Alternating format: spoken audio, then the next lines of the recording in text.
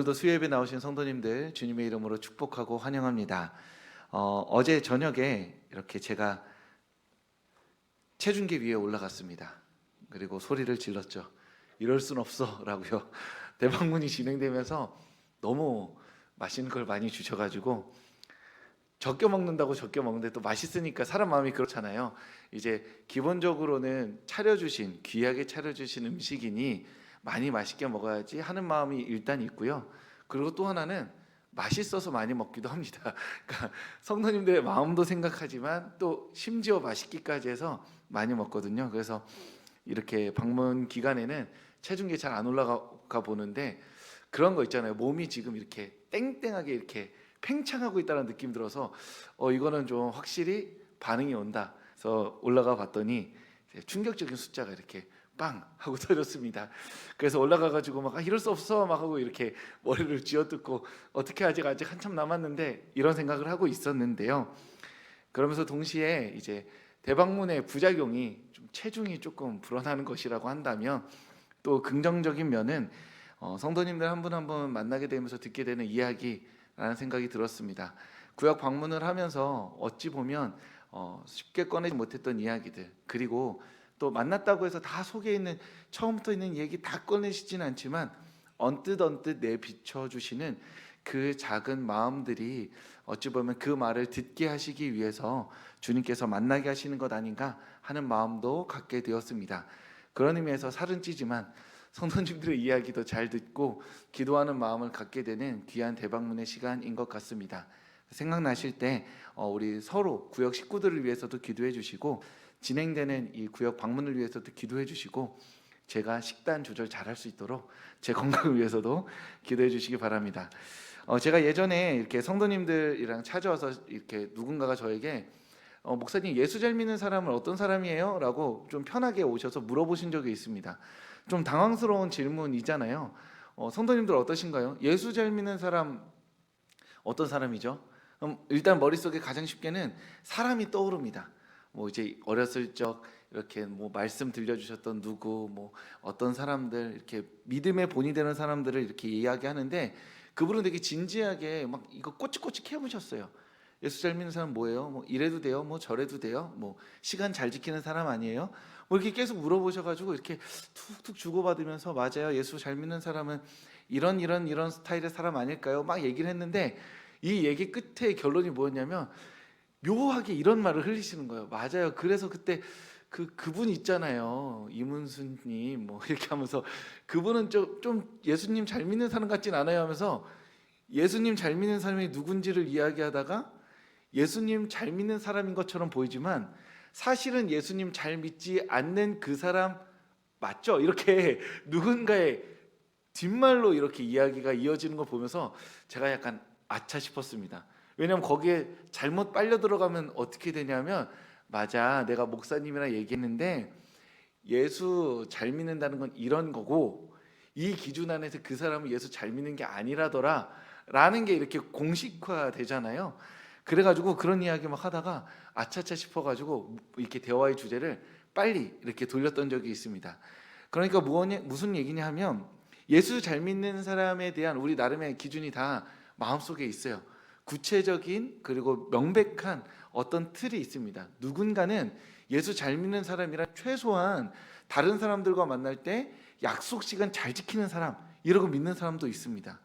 욕 안 하는 사람, 착한 말 하는 사람, 돈 쓸 때 돈 쓰는 사람, 그리고 돈 안 쓸 때 안 쓰는 사람, 이런 자기가 가진 삶의 어떤 가치와 기준 안에서 예수님 잘 믿는 사람에 대한 가치 판단이 이미 우리 모두가 다 대략적으로는 갖고 있다라는 것이죠. 제가 면도기가 2개 있습니다. 하나는 오래전에 선물 받은 거라서 잘 밀립니다. 근데 그건 이제 집에서 쓰니까 여기에서 교회에서 하루 종일 있다 보니 가끔 이제 제가 봐도 왜 이렇게 까맣지 싶어가지고 이렇게 휴대용 면도기를 12,000원 주고 이렇게 당근마켓에서 샀어요. 중국 제품입니다. 우리가 아는 그 브랜드죠. 그래서 저 그걸 하는데 제가 그때 이렇게 처음 이렇게 딱 쓰면서 알았죠. 모든 것은 다 면도기입니다. 제가 쓰는 것도 교회에서 쓰는 것도 면도기고 집에서 쓰는 것도 면도기죠. 하지만 좋은 면도기는 따로 있다. 이게 쓰는데 제가 면도기가 있으니까 보통 이렇게 쭉 얼굴을 다 한번 돌려야 되잖아요. 근데 배터리가 이렇게 충전식이라서 요쪽만 밀었는데 꺼지는 거예요. 그래서 제가 약간 이렇게 이게 왜 이러지? 그래서 충전하고 한 30분 있다가 다시 했는데 요쪽만 밀고 딱 멈추고, 그 다음에 여기는 이제 2번 미는 거죠. 그렇게 시간이 2번 걸리는 거예요. 그러면서 다 같은 면도기인데 좋은 면도기가 실제로 존재하고 좋지 않은 면도기가 있다. 그렇다고 해서 면도기가 아닌 건 아니죠. 면도기긴 면도기인데 충전식의 한계를 좀 느낀다. 이제 어느 특정 국가에서 만든 브랜드 제품은 가능하면 좀 쓰지 말아야겠다, 이런 깨달음을 얻게 된다는 거죠. 그런 의미에서 예수 잘 믿는 사람, 즉 예수님을 믿는 사람, 우리 모두 다 믿습니다. 그런데 우리 모두가 예수님을 잘 믿고 있다라고 말할 수는 없을 수 있다는 것이죠. 그런 의미에서 우리 모두가 다 예수님을 믿어서 천국에 갈 수 있습니다. 그거는 불변의 법칙이죠. 다만 예수님을 믿는 사람으로서 우리 마음에 어떤 열망이 있냐면 예수님 잘 믿고 싶은 열망이 있는 거예요. 공부를 해도 축구를 해도 야구를 해도 무엇을 해도 우리가 마음이 있고 사랑한다면 그 일을 잘하고 싶은 열망이 있거든요. 예수님을 믿는 것도 동일합니다. 예수님을 잘 믿고 싶어요. 이왕이면 우리가 일평생을 들여서 사랑한다 고백하고 예배하고 따르고 쫓는 그분을 잘 믿고 싶은 것이 우리 안에 있는 열망이고 기대라는 것이죠. 그런 의미에서 야고보는 그 이야기를 하고 있는 겁니다. 우리 예수 믿는데 예수 잘 믿는 사람 되보자. 어떻게 하면 예수님을 잘 믿는 사람이 될까라고 말하면서 구체적인 행동들을 기록하여 알려주는 겁니다. 정말로 예수님 잘 믿는 건 천차만별이겠지만 우리 모두가 다 말 한마디씩 보태면 하늘을 두루마리 삼고 바다를 먹물 삼아도 다 적을 수는 없겠지만, 그럼에도 불구하고 이러한 삶을 살아가는 사람은 예수님 참 잘 믿는 사람이다 라고 말할 수 있다라는 것이죠. 그런 마음으로 우리는 야고보서를 읽는 겁니다. 그래서 우리가 예수 잘 믿기 위해서, 예수님 잘 믿는 사람으로 살아가기 위해서 오늘 야고보서의 말씀이 무엇을 말하는지 함께 살펴보고자 합니다. 오늘 본문 말씀 1장 19절 말씀인데요, 우리 하나님 말씀 한 목소리로 읽어보도록 하겠습니다. 내 사랑하는 형제들아, 말하기는 더디하며 성내기도 더디하라. 아멘. 예수님 잘 믿는 사람 어떤 사람이냐라고 했을 때 오늘 이 19절 말씀을 놓고 본다면 두 가지죠. 듣기를 속히 하는 사람, 그리고 말하기와 성내기를 더디하는 사람입니다. 먼저 듣기를 속히 하는 사람에 대해서 함께 살펴보고자 합니다. 이 말의 핵심은 첫째, 듣는 것이고 둘째, 속히 듣는 겁니다. 이 두 가지를 구분해서 이해해야 하는데요. 그러면 우리는 무엇을 들어야 할까요? 말씀을 들어야 합니다. 당대에는 책이 비쌌어요. 그래서 모두가 다 성경책 한 권씩 갖고 있지 못합니다. 회당에 가서 앉아있으면 앞에 랍비들이 나와가지고 두루마리 한 장 쫙 펴서 읽는 거예요. 그날 정해진 본문이 있습니다. 그러면 나는 오늘 잠언을 읽고 싶어요. 그러면 잠언 두루마리가 올 때까지 계속 회당에 나가야 됩니다. 1년에, 2년에, 3년에 한 번씩 잠언 듣고 싶은 말씀이 나올 때까지 매주 그 자리에 앉아 있어야만 그때 잠언 말씀을 들을 수 있는 거거든요. 그런 의미에서 내가 원하는 말씀을 듣는 것이 아니라 회당 안에서 계획된 말씀 읽기를 따라갈 때 그 말씀을 듣는 것이죠. 그러니까 오늘 말씀에서 듣기를 속히 하라 할 때 무엇을 듣습니까? 라고 말하면 하나님의 말씀을 듣는다 라고 말할 수 있고, 오늘의 기준으로 놓고 보자면 귀로 듣는 것만이 아니라 오늘에는 말씀을 듣고 말씀을 읽고 말씀을 쓰고 말씀을 보는 것까지, 즉 하나님의 말씀을 우리의 몸에 입력하는 모든 방식, 그것을 속히 하라라고 말하는 것입니다. 예수님의 말과 삶, 그리고 그 말과 삶을 예언하고 그리고 그것을 기록한 삶, 그 성경을 듣고 읽고 쓰고 보는 것, 그것이 바로 듣는 행위라는 것이죠. 이것을 우리는 늘 기억해야 합니다. 즉 말씀을 해석하는 설교를 우리의 말씀 읽기와 듣기에 많은 부분으로 차지해서는 안 된다는 것이죠. 이해되시나요? 이게 굉장히 중요한 지점인데 말씀 자체를 열심히 읽는 겁니다. 우리가 1시간을 성경을 읽을 수 있다고 치면 1시간 중에 말씀 읽는 시간을 할애할 때 물론 말씀을 해석해서 들어야 하는 설교나 경건서적이나 여러 가지 요소들이 있겠죠. 하지만 이 말씀 그 자체를 읽는 시간을 가장 많이 확보해야 한다는 것이죠. 이것을 비율로 정확히 말할 수는 없겠지만 그래도 1시간 중에 40분 정도는 성경을 읽고 그 이외에 성경 읽는 시간을 확보한 다음에 내가 읽은 성경을 잘 이해하고 납득하기 위한 다른 여타의 요소들을 더하는 것이지 성경을 10분 정도 읽고 설교를 잘하시는 목사님의 설교를 50분 들어서 성경을 읽었다 또는 이해했다고 말하면 그 사람 그 설교자가 사라지면 하나님 말씀을 읽을 수 없게 된다는 겁니다. 하나님 말씀은 그 자체로 힘이 있기 때문에 이 힘 있는 하나님의 말씀을 듣고 읽고 받아들이기 위해서 우리의 시간을 최우선으로 써야 한다는 것이죠. 그런 의미에서 여러 가지 요소로 성경 말씀을 받아들이고 이해할 수 있겠지만 가장 중요한 것은 성경 그 자체를 읽는 행위, 듣는 행위에 가장 시간을 많이 써야 한다라는 것이죠. 그런 의미에서 우리는 하나님의 말씀을 읽든지 듣든지 쓰든지 보든지 어찌 되었든 이 하나님의 성경을 읽어내야 한다라는 겁니다.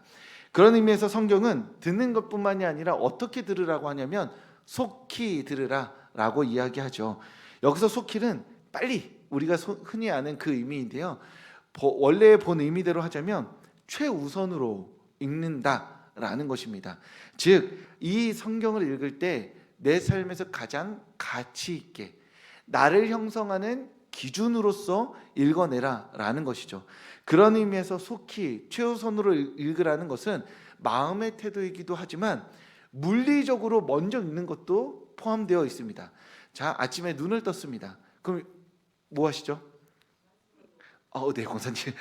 답이 나오면 안 되는데. 연예인들은 아침에 눈 뜨면 가장 먼저 뭐 한다는지 아세요? 자기 이름 검색한다고 합니다. 내가 지금 간밤에 내 기사가 어떻게 났나 이렇게 이야기한다고 하는데 우리가 보통 아침에 눈을 떠서 일어나면 뭐 핸드폰을 보거나 여러 가지를 하죠. 그런 앞의 시간들, 좀 몸을 깨우는 시간들 말고 본격적으로 삶을 시작할 때 이런 겁니다. 아침에 일어나서 조선일보를 읽는 사람과 한겨레 신문을 읽는 사람, 그 사람의 생각과 사고가 같을 수 있을까요? 같지 않겠죠. 그리고 아침에 일어나서 운동을 하는 사람과 아무튼지 간에 신문을 펴서 보는 사람, 그 삶의 생각과 태도와 가치가 같을 수 있을까요? 다를 수밖에 없습니다. 내 인생의 어떤 최우선의 가치로 아침에 일어나자마자 아령을 막 3대 500을 치는 사람의 그 삶의 태도와 활력과 함께 그와는 별개로 편하게 이렇게 신문을 펴서 30분 동안 하루에 있었던 정세들을 읽어나가는 사람의 삶에 대한 태도와 활력은 다를 수밖에 없는 것이죠. 옳고 그름의 문제가 아니라 무엇을 선택할 거냐라는 말인 것입니다. 그런 의미에서 이 전쟁통에 전쟁이 나서 새 세계가 난리가 났는데 아침에 일어나서 전쟁과 관련해서 주식창을 들여다보는 사람과 전쟁이 일어나는 와중에도 어제 WBC 우승국이 누구인지 하이라이트를 보는 사람은 세상을 보는 관점과 태도가 다를 수밖에 없다라는 겁니다.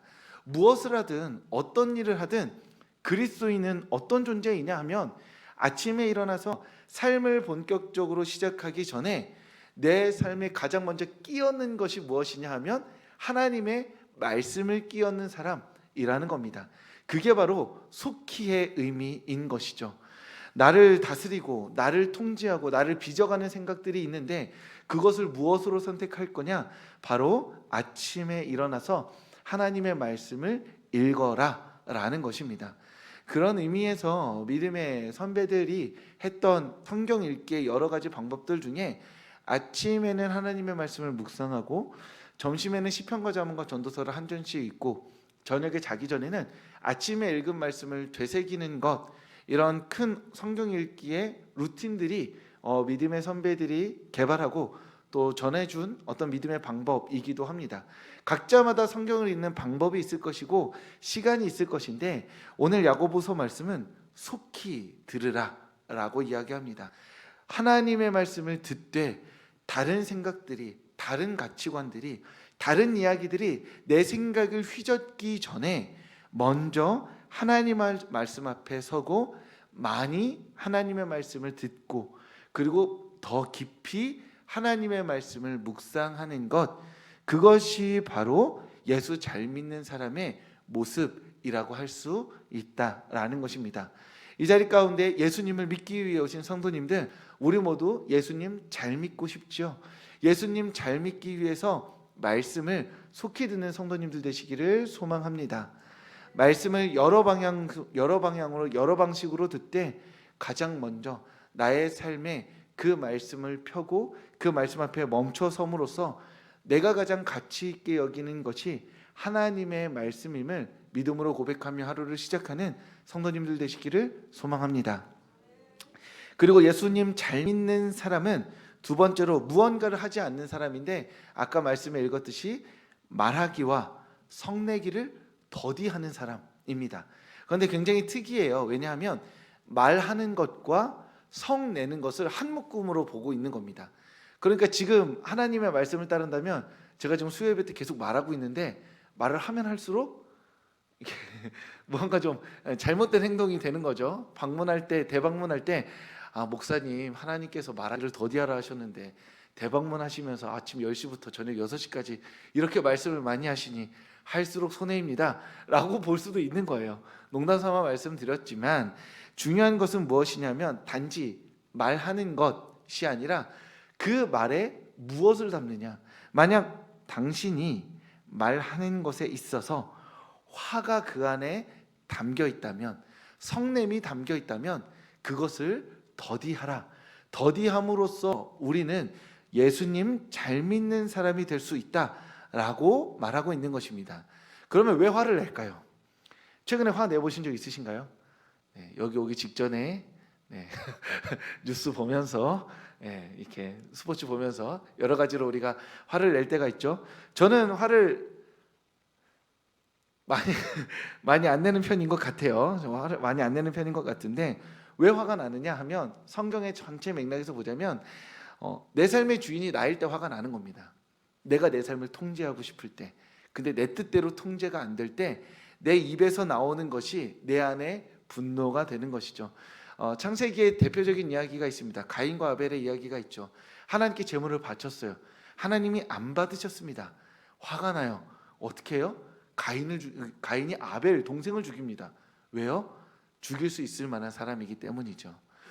자신이 하나님께 제물을 바쳤으면 하나님의 말씀을 따르는 존재라고 자신을 여기면 하나님이 받으시든 안 받으시든 건 하나님의 자유에 속해 있습니다. 내가 어찌할 수 없죠. 그런데 이미 가인은 하나님을 하나님으로 여기고 있지 않았던 겁니다. 제물을 바칩니다. 내가 바쳤는데 감히 안 받아? 이게 가인의 마음이죠. 어떻게 안 받을 수 있어? 내가 이렇게까지 정성 들여서 하나님께 드렸는데. 그러면 진짜 가인이 정직한 사람이라면 화가 나죠. 하나님께서 제사를 안 받으셔서. 그럼 누구한테 찾아가야 되죠? 하나님한테 찾아가야죠. 1대1 이렇게 UFC 룰로 이렇게 한번 이렇게 글러브 끼고 하나님이랑 한판 붙어야 되는 겁니다. 근데 하나님이랑 붙으면 누가 이겨요? 하나님이 이기죠. 내가 지니까. 내가 이길 만한 동생에게 내 화를 쏟는 것이죠. 단순히 화를 내는 것에 포인트가 있는 것이 아니라 내 삶은 나의 것이라 여기고 그렇게 교만하게 살아가는 사람이 자신의 삶이 어그러질 때 화를 내는데 심지어 그 화는 자신보다 약한 사람에게 낸다는 것이죠.